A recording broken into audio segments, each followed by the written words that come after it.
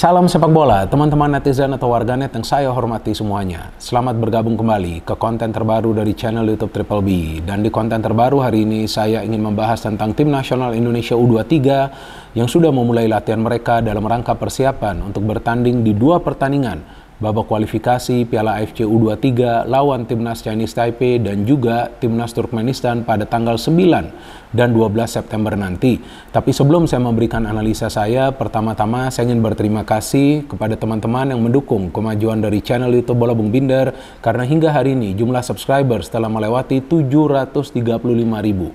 Luar biasa dukungan yang teman-teman berikan, dan jujur saya tidak pernah menyangka sama sekali bahwa dukungan dari teman-teman akan semasif ini. Dan saya harapkan dukungan dari teman-teman akan tetap konsisten, dan seperti biasa saya akan selalu memberikan analisa secara logis, pakai akal sehat, dan tentunya fair alias netral. Maka itu Triple B bukan saja singkatan dari Bola Bung Binder, tapi juga artinya Binder bukan bazar. Nah, ini yang menarik nih sekarang teman-teman tentang persiapan dari Timnas Indonesia U23. Mungkin teman-teman penasaran, kok persiapannya singkat banget ya, hanya beberapa hari jelang mereka bertanding. Nah, kalau menurut saya gak ada masalah juga persiapannya ini singkat, tapi yang penting matang. Karena tentu Coach Sintayong akan pertama-tama fokus untuk kembali membentuk match fitness dari para pemain agar mereka bisa bermain dengan fisik dan juga stamina yang prima seperti yang selalu dia inginkan. Kenapa sih Coach Sintayong ini selalu ingin agar para pemain itu fisiknya kuat dan juga staminanya prima, agar mereka bisa bermain dengan teknik pressing secara konsisten.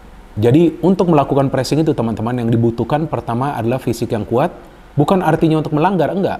Fisik yang kuat itu adalah ketika untuk istilahnya adu mekanik. Nah, adu mekanik ini artinya apa? Ketika ada body charge, ketika harus menutup ruang gerak dari para pemain tim lawan. Kadang-kadang kan pemain tim lawan itu juga akan mendorong atau menarik.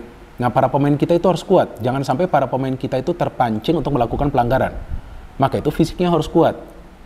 Nah, fisiknya itu kuat juga ketika staminanya prima. Nah, maka itu latihan fisik itu adalah untuk juga meningkatkan level stamina dari para pemain.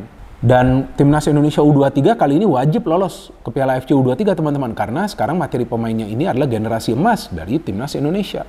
Ya, teman-teman lihat saja, begitu banyak pemain yang sebelumnya juga pernah bermain bagi Timnas Indonesia Senior. Dan juga jangan lupa, mayoritas dari pemain yang berada di skuad ini sebelumnya bermain di SEA Games, di mana mereka berhasil mendapatkan medali emas, kemudian juga bermain di Piala AFF U23 yang sampai lolos ke final. Mereka berjuang habis-habisan padahal tidak full tim. Kalanya juga cuma adu penalti dan secara permainan jauh lebih baik daripada Vietnam. Artinya apa? Sebetulnya kita punya kualitas pemain yang bagus di level U23 ini, dan inilah momen bagi Timnas Indonesia U23 untuk lolos. Caranya seperti apa? Tadi seperti yang saya katakan, persiapannya ini yang penting matang, mau singkat, mau 5 hari pun nggak masalah.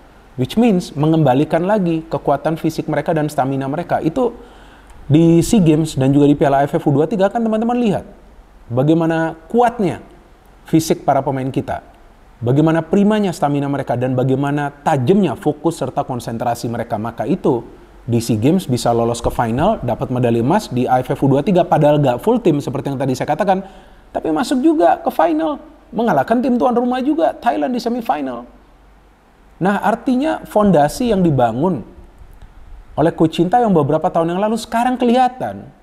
Nah, sebelumnya ini kan banyak yang pada bingung, termasuk beberapa di antara teman-teman yang sering memberikan komentar di konten dari channel YouTube Triple B ketika saya membahas tentang Timnas Indonesia. Kenapa ini Coach Sintayong memanggil pemain-pemain muda, ini pemain yang belum matang? Justru dengan memanggil mereka ke Timnas Senior, Coach Sintayong ingin agar mental mereka tuh semakin kuat. Jadi ketika nanti mereka bermain di level U23, nah mental mereka itu sudah terbentuk, plus fisik dan stamina mereka tuh prima. Jadi di level U23 ini sebetulnya para pemain kita, ya yang usianya masih di bawah 23 tahun ini, yang masih 20, 21, sampai max 22 tahun ini, sudah matang. Maka itu kan sekarang ketika ada beberapa pemain yang cedera di Timnas Indonesia Senior, seperti Yaakob Sayuri, Yance Sayuri, Dimas Derajat, dan juga Shane Patinama, ada 3 pemain yang dipinjamkan dari Timnas Indonesia U23. Untuk apa? Untuk duduk di bangku cadangan? Belum tentu, bisa juga nanti mereka bermain. Dewangga, Doni Pamungkas, dan juga Zaki Ashraf, karena 3 pemain ini juga dianggap pantas bermain bagi Timnas Indonesia Senior, padahal usia mereka masih muda.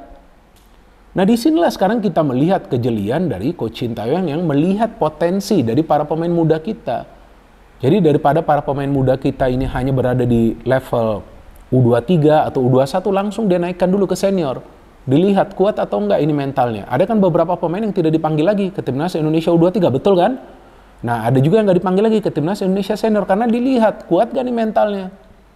Nah, para pemain muda yang kuat mentalnya juga akan lebih sering dipanggil ke Timnas Indonesia Senior seperti Elkan Bagot, Rizky Ridho, Marcelino Ferdinand. Sekarang Dewangga kembali dipinjamkan ke Timnas Indonesia Senior. Sebelumnya ada juga pemain-pemain lainnya, Pratama Arhan, ya kan?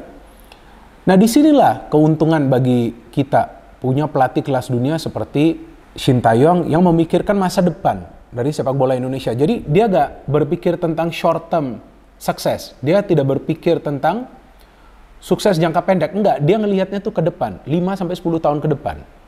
Agar kita punya tim nasional Indonesia yang bisa punya pemain-pemain yang bagus, yang mampu bermain at the top level di level Asia. Ya, kita jangan berpikir di level dunia dulu, di level Asia.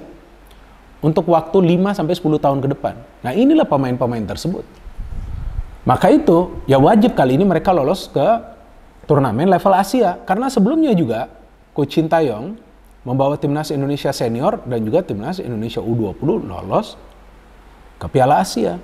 Sekarang kita lihat ada Elkan Bagot di belakang, ada Rizky Ridho, ya kan, di tengah ada Marcelino Ferdinand, di depan ada Ramadan Sananta, Hoki Caraka dipanggil kembali. Hoki Caraka dari mana tuh? Dari Timnas Indonesia U20. Hoki Caraka itu sebenarnya bukan pemain yang jelek loh. Tapi dia perlu diberikan menit bermain di level klub juga. Nah, kalau dia diberikan menit bermain, tentu baru nanti dia akan develop. Nah, sekarang berbicara tentang dua pertandingan ini pertandingan bagikan final ini bagi para pemain. Yang pertama lawan Chinese Taipei, gak boleh remehkan mereka, walaupun mereka ya dianggap adalah yang paling lemah lah di grup ini ya. Kedua, Turkmenistan. Jangan sampai udah menang lawan Chinese Taipei, tahu-tahu lawan Turkmenistan kita kalah. Ya, apapun kan masih bisa terjadi. Artinya apa nih? Fokusnya ini harus dijaga. Ini ada dua pertandingan, ini ada dua pertandingan final. Jadi dua pertandingan final ini yang wajib dimenangkan Timnas Indonesia U23. Tapi mereka harus main dengan tenang. Penjaga gawang kita nih bagus, Hernando Ari. Back kita bagus. Kita punya pemain keturunan di lini pertahanan, Elkan Bagot. Di tengah kita punya pemain keturunan, Ivar Jenner. Kita punya pemain-pemain yang bagus lainnya. Ada Arkan Fikri di depan. Kita punya Ramadan Sananta. Kita punya Rafael Struijk. Nah, ini sudah materi pemain yang merata loh teman-teman. Kalian sadar gak sih? Kita punya materi pemain yang merata loh. Jujur saya tidak pernah menyangka bahwa kita akan punya Timnas Indonesia U23 secara materi sebaik ini. Tapi ini materi pemain yang baik ini, atau yang bagus juga, ya, materi pemain yang berkualitas ini, harus menyatu di atas lapangan. Nah, yang saya harapkan, para pemain ini nanti bisa bekerja sama, karena selalu yang saya katakan itu, bahwa only teamwork can make the magic work.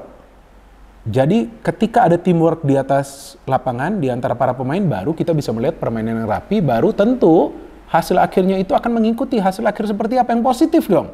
Jadi lihat saja sekarang ada beberapa pemain yang absen di Timnas Indonesia Senior. Nah, dari U23 bisa juga bermain di senior. Kan hebat itu. Ya udah, kita sekarang lebih baik kita cooling down. Kita perlu berdoa juga teman-teman agar Timnas Indonesia U23 ini bisa lolos ke Piala AFC U23. Kita memberikan dukungan juga yang positif. Kalau ada saran, ya silakan, gak ada masalah juga. Kita memberikan saran ya di sosial media. Ada kritikan, gak masalah juga. Saya juga beberapa kali mengkritik ketika Coach Sintayong tidak memainkan seorang pemain atau memilih bermain defensif, itu wajar. Dan saya pikir Coach Sintayong bukan anti kritik. Tentu dia juga paham jika ada kesulitan bagi dia untuk juga menerapkan taktik permainan yang sesuai dengan potensi dari para pemain. Itu wajar, gak ada masalah. Tapi kita juga perlu melihat secara garis besar apa yang dia lakukan.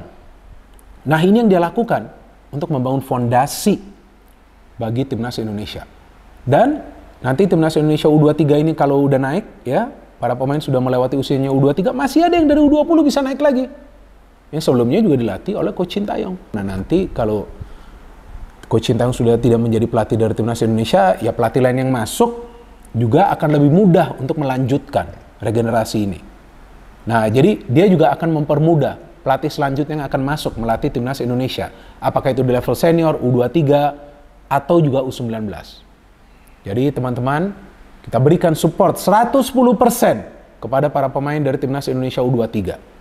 agar mereka yang pertama bisa menjalankan latihannya secara benar dan juga secara baik dan bisa membentuk chemistry di antara mereka ya, karena oleh karena itulah ada yang namanya pelatnas kan, ada training camp, dan setelah itu mereka berjuang di 2 pertandingan babak kualifikasi Piala AFC U23. Nanti saya akan memberikan preview dari pertandingan Timnas Indonesia U23 H-1 sebelum mereka lawan Chinese Taipei ya, karena nanti kita tunggu dan kita harapkan ya semua pemain akan fully fit. Kan ini kan juga belum bergabung ya semua pemain ya. Kayaknya Elkan Bagot, Marcelino belum bergabung ya. Nanti saya pikir mereka akan bergabung karena mereka akan datang dari luar negeri. So teman-teman, jika kita melihat di Timnas Indonesia Senior sekarang ada gabungan antara para pemain senior dan juga para pemain muda. Di Timnas Indonesia U23 juga kita lihat sekarang ada gabungan di antara para pemain yang sebelumnya menjadi bagian dari Timnas Indonesia Senior dan juga para pemain yang sebelumnya menjadi bagian dari Timnas Indonesia U20. No hate, no politics, only football. Salam sepak bola.